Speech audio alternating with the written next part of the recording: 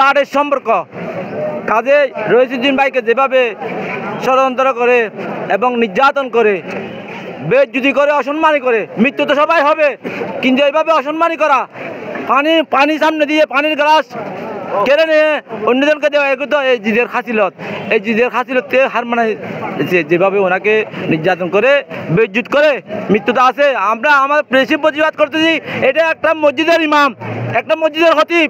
এই খতিব আমাদের মসজিদের ইমাম, যিনি উনি আমাদের সমাজের নেতা, ওদের নেতৃত্বে কর্তৃত্বে আমাদের মরণের পরে দাফন কাফন সব কিছু এড়াই করে এরকম একটা লোককে যেভাবে বেইজ্জতি করা হয়েছে, বেইজ্জতি করে ওনাকে তো খুন করছে, খুন করে তো এরা এটা শেষ করিনি।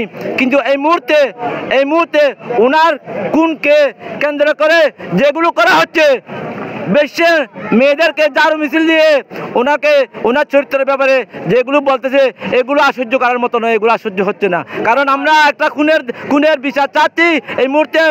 ওইটা সরকার প্রশাসন এটা আমলে না নিয়ে ওই খুনিদেরকে বাঁচানোর জন্য যে পায়তারাগুলি করে চালাচ্ছে, আমরা ওই প্রতারকদেরকে কাউকে ক্ষমা করব না।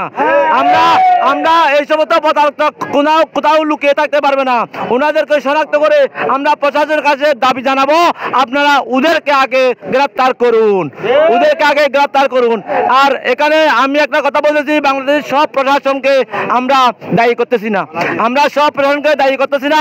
তবে একটা কথা হচ্ছে, এক লোকে যদি অন্যায় করে, 10 জনের মধ্যে এক যদি অন্যায় করে, 10 জনের সমান এটা বুক করতে হয়। তাই আমরা সকল প্রশাসনকে দায়ী করব না। আপনারা যারা এই খুনের সাথে জড়িত ওনাদেরকে শনাক্ত